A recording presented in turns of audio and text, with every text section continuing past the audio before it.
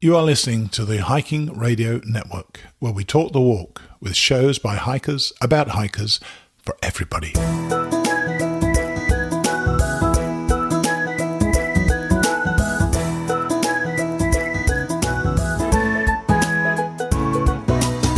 Mighty Blue on the Appalachian Trail, the ultimate midlife crisis.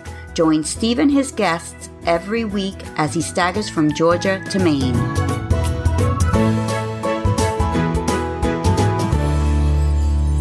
Hey guys, and thanks for coming back to the podcast. You're listening to Mighty Blue on the Appalachian Trail, and I am Mighty Blue, and I am currently on the Appalachian Trail. I'm actually in Erwin, Tennessee as I record this, so I'm nearly 350 miles into the hike. Considering that I went home after my first day on trail, I'm pretty pleased with the progress I've made since I returned. And to be honest with you, when I went home, I didn't think I'd be coming back because I thought I was done. I just wasn't able to do it. But I think I've shown in the last few weeks that I am able to do this, and I'm making the sort of progress I want to be making. I'm up to 14-mile days, and I can see a 15, 16-mile day. In fact, I think I'm planning one in the next few days when I leave Erwin. So, you know, the miles are increasing. I'm handling it, I think, better and better uphill. My feet are giving me real jip though. They're all bruised at the front, and I'm taking a bit of a pasting going downhill, but we'll just have to see how that works. In the last podcast, you left me on Saturday night at Little Laurel Shelter after a short day, which I kind of bailed out of because I thought the rain was going to hit us. And it turned out I was right. The rain hit us all day long, and I spent the night in the shelter.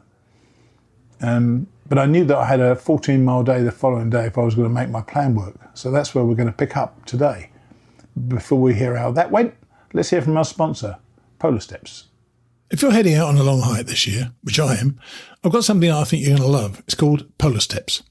It's a travel tracking app that's going to become a favourite with hikers.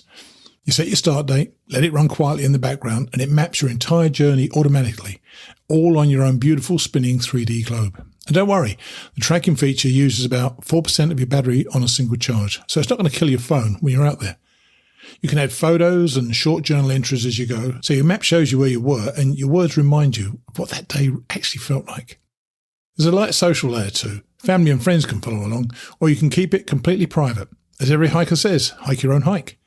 And when you're done, you can relive the whole thing in the app or turn it into a stunning coffee table book with your route, stats, photos and stories.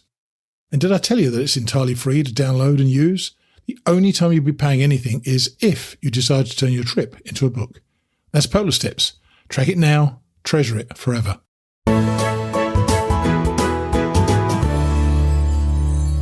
Day number 35, which was last Sunday. Little Laurel Shelter, mile 294.8, to Flint Mountain Shelter, mile 308.8, a 14-mile day, and through the 300-mile mark, which is quite a way. This was intended to be my longest day because of the truncated day the day before and trying to keep away from the rain.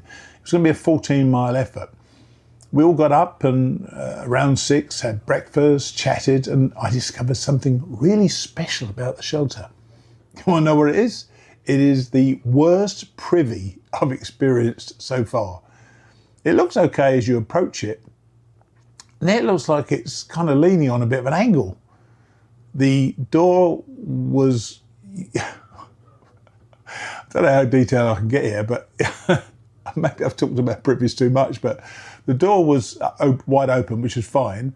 But when I tried to close it, there was no sitting down for me, so the door had to stay open, but it kept trying to close on me while, I was sitting there, which wasn't great. I also felt I was at a bit of an angle, and I thought at any moment the whole privy could have just disappeared down the mountain. I would have gone with it and covered him who knows what. But it was the worst privy so far. And so look out for that one if you happen to be a Little Laurel Shelter. I had a very agitated morning at the beginning, quite apart from the privy. That was before the privy, in fact. I thought that I'd lost one of my pods. I think I told you about these pods that we have in the Hyperlight Mountain Gear pack, which have been fantastic in keeping all my gear in order. and I could not find the pod for, I don't know what it was. It was for, what did I lose? That's right. It was the pod and the compression set, which I kept in the pod, which I put my my Zembivy gear in. So I still had the Zembivy gear because obviously I'd slept in that. But for the life of me, I couldn't find the pod or the compression sack. I started, I don't know, I wouldn't say it's panicking, but I got very agitated, and the other guys noticed I was really agitated. I kept checking everything. I just thought, how's this? Has it been taken? I can't believe anybody would deliberately take it. Eventually, after half an hour of searching everywhere, and let's face it, there aren't that many places to search, I found it at the bottom of my bag, which I can't understand why I would have put it there, but it was there. It kind of just goes to show, and this is the feeling I got, that if things aren't where you expect them to be immediately, for me, and I know 1 or 2 others I've spoken to about it, you get almost a panicky thing because things should be where they should be. And that's one of the great things about hiking. I get very organised and I know where things are. I just didn't, and it wasn't a great start to the day, I tell you. And another thing that wasn't a great start today, because this shelter, which we'd stopped at, was halfway up this quite fierce climb, and the climb I still had to do was about 1,100 feet in less than 2 miles. So as always, I took my time, and I felt pretty good once I got to the top. The majority of the day was down after that, but the trail still had a few surprises that I'd forgotten about. One of the things I had forgotten about was Big Fire Skull Knob. I remember it from my 2014 hike when there's a blue blazed detour for bad weather, and I started heading up the regular trail. I didn't want to do the detour because the weather wasn't bad. And within about 100 yards or 200 yards, hail started to hit me. But I thought, I'm going to carry on anyway. And it didn't seem a good idea at the time. But this time the weather was absolutely perfect. So I obviously headed up. There was a bit of a rock scramble over the next half a mile or so, and it slowed me down considerably, but it was very exhilarating. If you ever get the chance to just go on a little short hike, go up Big Fire Skull Knob. It's quite tremendous to see. And of course, great views all around. Eventually, I made my way to about halfway at the Jerry's cabin shelter, which was the target most of my fellow hikers made the day before in the rain. I tell you, I would not have liked to have done that last 6 or 7 miles from, the little Laurel shelter that I stayed at, because going over Big Fire Skull Knob in the rain, I wouldn't have fancied that at all. But anyway, we made it eventually to Jerry's cabin shelter as partway through this particular day. It was a beautiful spot, nice and open, lots of tenting sites. Must have been a great place to stay the previous night. I chatted with Wolf and a section hiker as others came in, but I was on a mission because I just wanted to get to the other 6.5 miles to go. So there was another lung-busting climb up Big Butt that really tested me, but I made it without being passed, so I couldn't see that as progress. And from the top, there was about a 5-mile jaunt downhill that I embraced. And I passed Tasha, who's now double checked, Sweet Tears and Candy Corn, and got to the shelter after a 14-mile day going strong. I set up my tent, had a nice evening with other people, chatted a bit, and retired to my tent with my chair to watch another TV show. I'm really enjoying using the chair in the tent.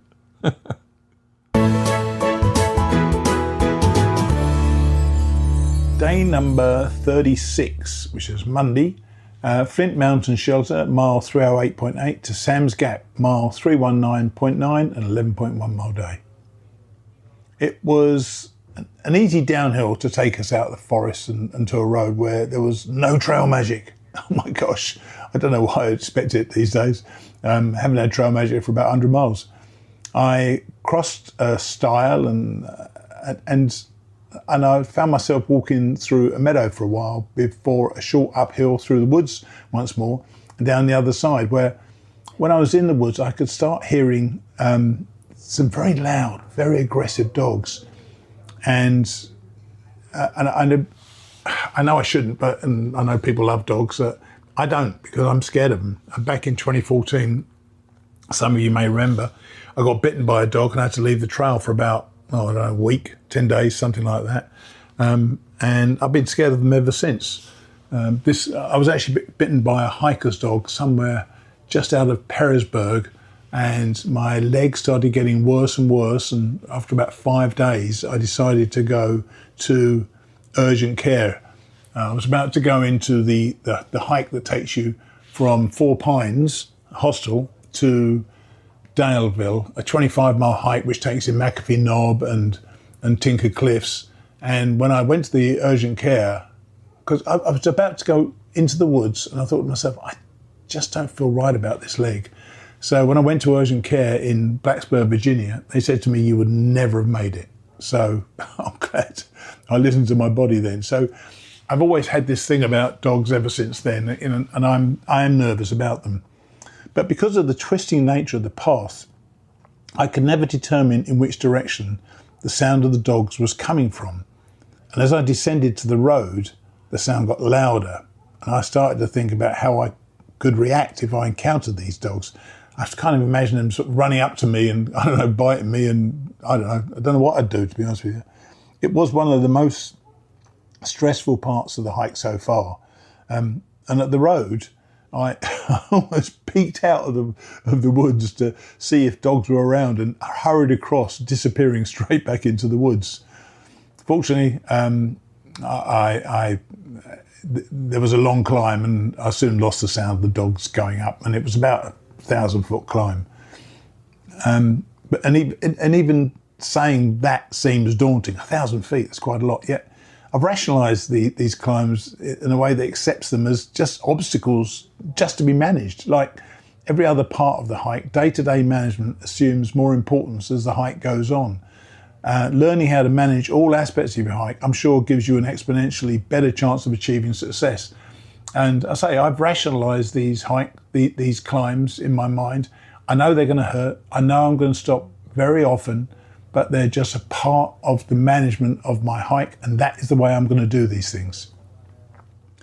I decided to stay at the Nature Inn hostel, and Sweet Tears, Tasha, or Double Check, and Candy Corn decided to stay there as well. So we chose to meet up at the Hogback Ridge shelter so we could coordinate our arrival time at Sam's Gap, which was about 2 miles ahead of that. The lady at Nature's Inn told us there was no service at Sam's Gap, so we had to contact her 2 miles before we'd get there, so we kind of worked out the time we'd get down there. I actually got there first. I set up my chair, of course, and had a snack. And I was chatting with Bright Spot. Then the ladies turned up about 10 minutes later, and we, as I say, we worked out how roughly long it would take us to get down the mountain to Sam's Gap, and we contacted Amy at Nature's Inn Hostel to say we'd be there around 3:30 p.m. And the last of us arrived there at exactly 3:30 p.m. Perfect. Amy was lovely. She greeted us, very nice person. And it's a great piece of property, the hostel, and I opted for a private cabin, partly to be able to complete my podcast on Monday, but also so as not to disturb others with my snoring. We knew that it was going to rain overnight and into the morning, so a decision needed to be made as to what a plan should be. I was looking at the radar. I was pretty confident that we'd get rain early on, but it would soon pass. So I was going to go from Sam's Gap, and very luckily and somewhat by chance, I got a phone call from Emily Leonard, or Black Bear. She's been hiking her through hike this year, and she and her husband Bruce were staying with a friend nearby, and they suggested they could come and pick me up at Spivey Gap the following day, take me back to her friend Sharon's for dinner, and a free bed. Absolutely problem solved. So I didn't have to plan what I was going to do. I was going to walk. I was going to hopefully beat the rain. I was going to get to Spivey Gap, and Emily was going to pick me up. Actually, it was Bruce who picked me up. We had a great evening. In fact, I recorded Emily, so I'm going to play that conversation now. So I'm sitting in the kitchen right now with my friend Emily Leonard. Hey, Emily, how are you? Hi, good morning. And you're black bear, and I am. you, like me, are on your third through hike this year. That is correct, yes. Yeah. So how's it going so far? It's had some bunch of ups and downs. It started out Well, really... they're the hill. They're called the mountains. Yeah, it's more than just the mountains, though. Yeah. Yeah. So what's actually been going on? Well, I started the whole thing way out of shape and overweight, so I had that challenge in the beginning. Right. But worked through that and started to get really strong, and then about 2 weeks ago, I really had a couple days that almost took me out, literally, by passing out, and I knew something wasn't right, so I went home for 2 weeks to go see my doctor, and it turned out that I wasn't eating enough. Good Lord, being on the trail. So are you not getting the hiker hunger yet? No, I wasn't. I wanted to eat, but I wasn't able to eat. I just would get an upset stomach and just dizzy and weak, so I thought something serious was going on. Yeah, that's not good. Yeah. So he's resolved it and given you a different diet, I presume. Yeah. Basically, eat more. Eat more protein, eat more fats. Who doesn't like to hear that when you go to the doctor? That's right, yeah. Yeah. So what's it been like this year compared to, because you last went 9 years ago, didn't you, 2017? First, 9 and then 11. So how does this compare in terms of the trail itself? What's it been like to you? I'm 9 and 11 years older, so putting me at 60, it's a lot harder than I remember it. My body doesn't want to work the way my brain thinks it should. Yeah, that muscle memory kicks in, but your brain forgets to tell you. It's been years now, several years. Yeah, and being a driven person, I'm having a hard time being okay with having to go slower and slow down. So it's been nice having you here and talking with my husband and my hiking buddy, giving me a little bit more boost, because I really thought I was going to have to be done. And maybe I'll go out and push again and try, but I've just got to learn to be okay with the changes as of being an older hiker. Do you know what? And it's hard. You're still younger than I was when I did my first hike. Yeah. And you, like me, are suffering a bit on the uphills. Yeah, very much. Talk about that. So how you? I mean, I've told you how I'm managing them. Really stopping every 100 yards or even 50 yards, sometimes even 20 yards if I need to, because some of these are so steep. So how are you managing yours? When talking to you last night, I'm like, oh my gosh, that's exactly what I'm doing.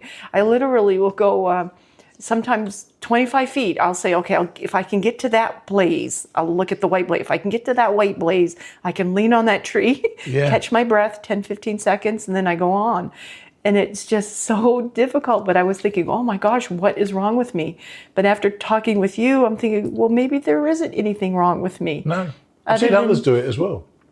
So I mean, that's what I would do. I would go up to a tree, because I know around that mini little corner there'd be a flat spot for me to put my feet, and that's the important bit for me to rest my feet.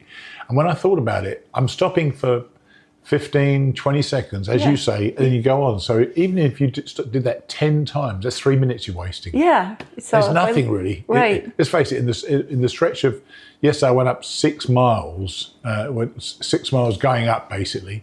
It took me 4.5 hours to do it, but that's fine, because that's pretty good time. I knew where I was with it. I knew I could do that. So is the plan to get back on soon? It will be, yeah. I'll probably... I'm only 11.3 miles from Damascus, so I'm trying to just get to Damascus and, trying to look at it as a section hike. Yeah, you know what? That's a good step, because there's no point even thinking about Katahdin at this stage. It's just too many thousands of miles away. It's just a long way away. And so Damascus, I know you're going to do trail days this year. Tell us about that. What are you doing? I'm a vendor there, so I sell books and artwork, and my books are about all my 2 other through hikes. So, including kids' books? Children's books, and the new release about my trek through depression. So talk to us a little bit about that, the trek through depression. Is this something that came as a result of the hiking, or just in your life generally? It came out, I guess, from a result from hiking, but I don't think it was hiking that caused it. No. I think it was my first hike that just made me realize that I had issues that I didn't even know I had. Sure. And just being out in nature and solitude and being able to think, not have the busyness of life. I was just able to think and ponder. And when I got back that first hike, I became a new me when I was hiking. Not that I was bad before, but I just became a new person, new way of thinking. But when I got back, everyone just thought I went away on vacation, and they wanted the Emily that was before. I had evolved into this, I thought, a new wonderful being. And it was really hard for me to go back to that when I wanted to stay in the present. And then didn't resolve the depression thing because I didn't believe in depression. I didn't know it was real. You do now. I do know it's real now. So then I went for a second through hike without resolving any of those other issues. Right.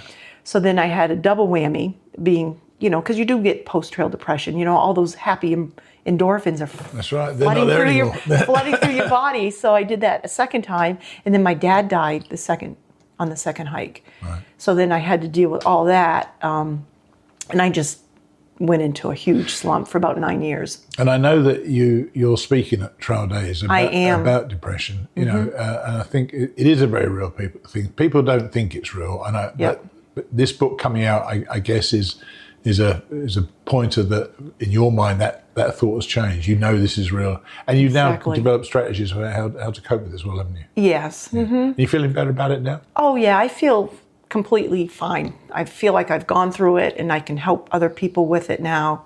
And so I'm hoping that's what it's a very short book. It's only like 100 pages. Sure. And it's just, basically it's just a snippet of my story and then what I did to cope with it and come through it. And I'm not a professional. I did have professional help through that time. But this is just what I did, and if what I did can help just one person, then sure. Well, I'll be in the audience on Trail Days on that Saturday night at 8 o'clock. So if anybody's there, come see Emily speak. And but good luck with that, and also good luck with the rest of the hike. Thank you, and good luck to you too. And it was thank you for accepting our invite to come hang out with us. It's been great. I really appreciate it. Thanks a lot.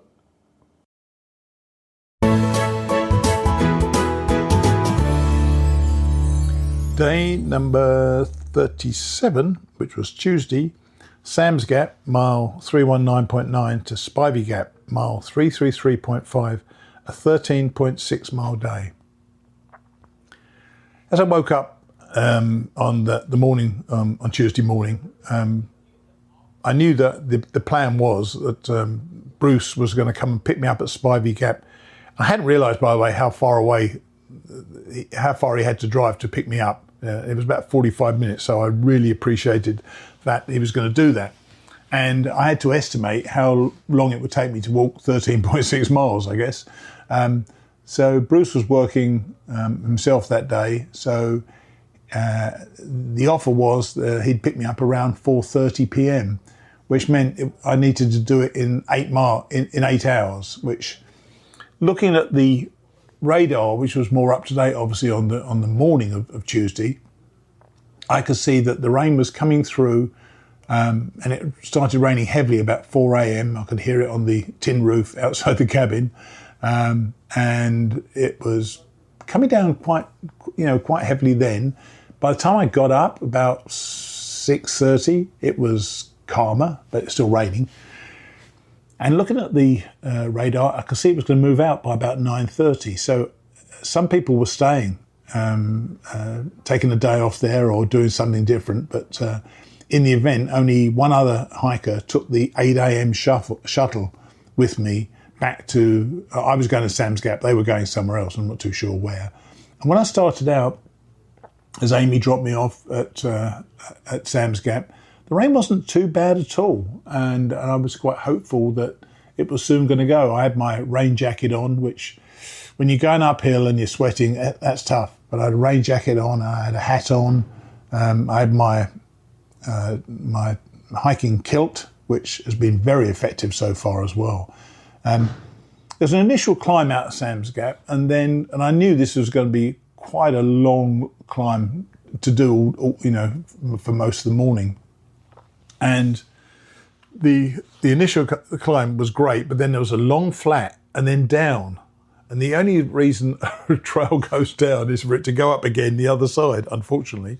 But the great thing about this particular climb, while quite extensive, and I can't remember, I think it was, I'm guessing 1,800 or 2,000 feet over about 5 miles, 6 miles, maybe a bit more than 2,000 feet. It had breaks. A lot of these climbs just keep going up and up and up. This one had parts of flat and even slight down in it, even though I don't like going down when I still know I've got to climb up further at the other end of it. But this kind of broke this particular climb up into sections, and I just treated them as individual sections, got the relief of walking flat for about 5-10 minutes, and then we were going to carry on going up again. And that really helped me break the climb up from, in my mind anyway. And I think that was an important part for me. And then we were approaching Big Bald. And by now, the rain has stopped.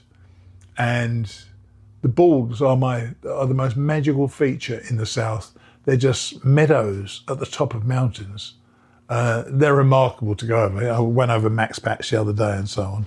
And I'm walking up Big Bald, and the rain has stopped by now. And as I got to the top of Big Bald, the entire mountain was ringed with cloud just below us.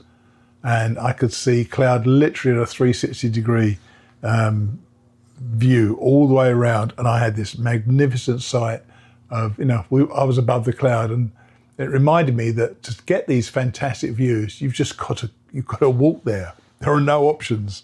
So, to be up there as the only one on the mountain at that stage, it was quite a moment when I could see all this cloud all around, probably raining down below, but where I was, it was absolutely perfect. It was windy, but it was very sunny. And then you come down from Big Bald, and then looking ahead, I could see another bald ahead of me, and that was, I don't know, it was Little Bald, I'm not even sure what it was called, but there's another walk up there, and once again, you just had this beautiful view. The cloud was clearing now, and the day was getting nicer and nicer. And then once I'd got off the smaller board, I started walking through, having walked through these meadows, I went into the trees, and there was a bit more meadow along on the path, and I thought we're going to see another board, but suddenly smaller trees started appearing, almost like a copse of trees. And then the further down we got, the taller the trees got, and I was back in the forest again. I, at last, mile 300, whatever it was, I had fall number 2. Because of the rain we'd had, obviously, the ground was wetter, and I just put my foot down and slipped in the mud and went over, realised I wasn't dead, wasn't injured, so I called out, number 2. But then I saw my first real indication of the devastation wrought by the hurricane, Helene, a couple of years ago. It was staggering. And I'm told I haven't seen anything like the worst of it yet. So if it's going to get worse than that, I can't imagine it. There are trees all over the place. And the work these guys must have done to allow us to have our little adventure in the woods is quite remarkable. I posted some pictures on Facebook, and if you follow me on Facebook, check them out. Or if you follow me on Polar Steps, which is, by the way, polarsteps.com/Mighty Blue, you can see lots of pictures that I'm posting there. And some of these pictures of the trees were devastating. I got to the bottom of the climb down rather, at around 4:15. So that worked out perfectly because Bruce had just turned up to pick me up. And they took me back to Sharon's, or Shortcake, where we had a lovely dinner, and they could not have been nicer. I could not have been a worse house guest. I turned up exhausted, smelly, and I just got into the shower, and they fed me, gave me some drink, and at about 8:15, I was history. and I went to bed. So I wasn't the world's greatest house guest, but I thoroughly enjoyed it. And I'm actually going to introduce you now to somebody else who's a friend of the show, Bruce Matson. Bruce has got a little announcement to make about the Woods Hole weekend.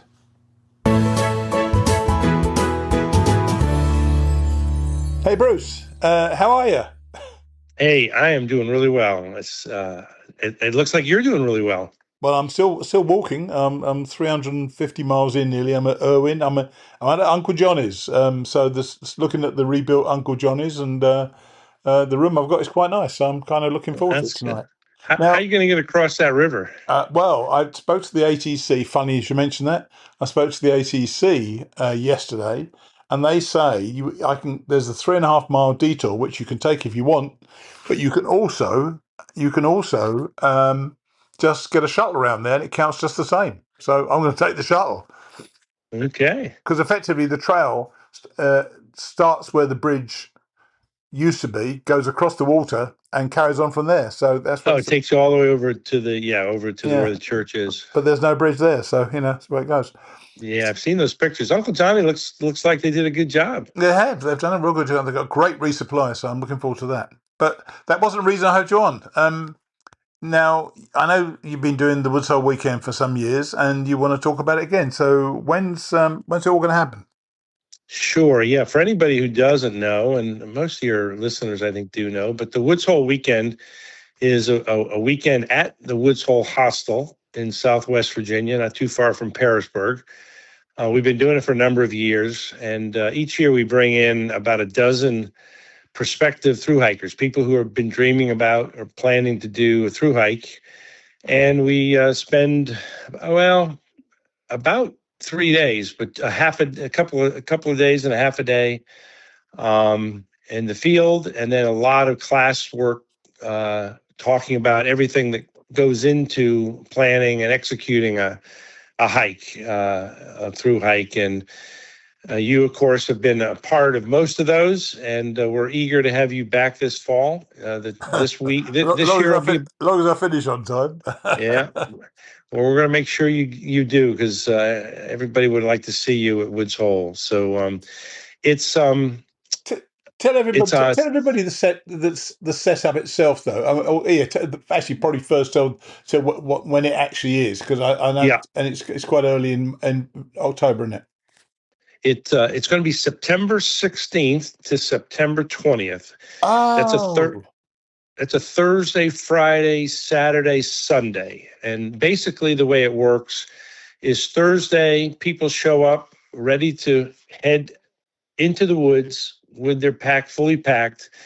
And we literally go into the woods. We don't do too much hiking because we want to spend the time talking about water filtration and leave no trace and things like that. And of course, you've done those things with us.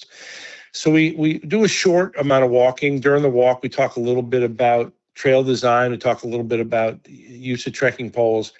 But we go out in the field and we talk about site selection, bear bagging, water filtration, all those things. We have a nice campfire. We kind of do a casual Q&A. People get to know each other. Then right after that, next morning, we hike back out. And then we go to Woods Hole and we spend Friday afternoon, Saturday, and Sunday morning all at Woods Hole. It's a very busy time. We have lots of classes on every issue you can think of, the mental side of things, how to get through the White Mountains. There haven't really been any questions that haven't come up over the time. And we usually have 6 different presenters, people who have done through hikes. Ramdino will be there. We've got a lot of celebrities like Mighty Blue and Ramdino.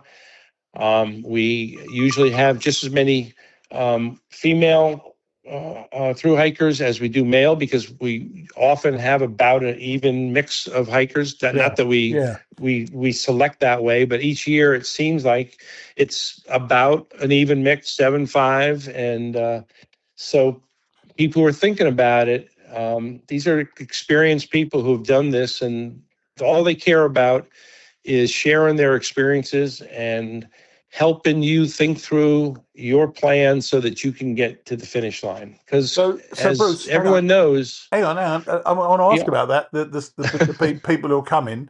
So the people who are coming. You got Ramdino. Joanne was there last year. I'm trying to think who else was there, and who else is yeah, going to come this year. Do you know? yeah. Well, Becca will be back again, a young Right, Becca. female through Yeah. hiker. Yeah. She will be back.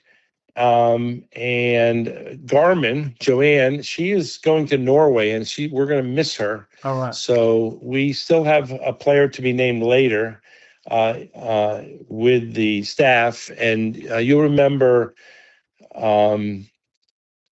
Texas from last year. Yeah. Dave Kibolowski. Dave Yep. will be back again. And so we're going to have a good crew, very experienced crew. And everyone does it, no one gets paid. Everyone does it out of their love for the trail and love for the community. Yeah. One neat thing we've done the last 2 years, so if you're a prospective thru hiker and you're worried about your trail name, we've actually named 2 thru hikers, one 2 years ago and one last year. And that was a lot of fun. Nice. Nice. There's nothing like, if you haven't been to Woods Hole, it's one of the absolute iconic places on the Appalachian Trail. Neville prepares incredible meals, great social time, and it's just not to be missed. But I'm a little biased, as you know. So, well, firstly, I can tell you that I'm going to have to hurry up if I'm going to make it, because I thought it was early October, so that's not good, because I'm now expecting not to be able to finish till somewhere near the end of September, but we'll have to see how that goes. I mean, I might speed up, I don't know, but I will worry about that as time goes on. And how do people actually book for this then? Is there someone they can book already? Yeah, we have, the reputation of the event has been growing over the years, and we had people calling already looking to sign up. So we decided to launch things this week, and that's why I reached out to you, so that everyone had a chance to know that we're taking calls. So the way to do that would be to call Woods Hole Hostel and speak with Neville. She's expecting people to call and register. She will talk you through the housing options that are available, which are camping, bunkhouse. There's some safari tents, glamping tents, and there are some private accommodations. So glamping can be private. There's 1 or 2 private rooms in the B&B portion of Woods Hole. And as those are available, she will explain those options and the pricing. It runs somewhere between, say, $350 and $550 for the whole weekend. All right. Depending on your accommodations. You're going to have almost every meal, is included. Well, all the meals are included during that session. She's also added on the option of coming a day early. So call Neville at Woods Hole Hostel, and once you do that, she will confirm with you, and then she will refer all the participants to me. And as you know, I kind of handle the actual administrative details with some forms and the curriculum and all the arrangements having to do with the actual curriculum, like I say, curriculum, but anything to do with sleeping or eating or allergies, Neville will take care of that, but she'll take the initial call. Yeah. Well, I know I had fun doing it last year, and it was a really good event. And I think I highly recommend anybody, if they are concerned about doing the AT and concerned about the skills, or they want to actually brush up on the skills in many ways. We do cover, because Bruce, he puts together, as he calls it, a curriculum. He does cover a lot. So anybody who's interested, you should call Neville. I haven't got the number to hand, but Woods Hole Hostel is the website, and you'll see the number on there. And I hope I can make it. I really do. I think I would have to speed up to make it, but you never know. But thanks for coming on, Bruce, and telling us about it. And we'll obviously mention it again as in the next few weeks, as more and more people start signing up. Okay. That'd be great. Thanks for taking the time, and good luck with the rest of your hike. I know you're going to speed up. You're going to get bored with 10 miles a day. I'm up to. I did 14 yesterday, so I'm doing better. There we go. All right, mate. Good talk to you. All right. Hey, very good. Take care now. Thanks again. Cheers then. Bye.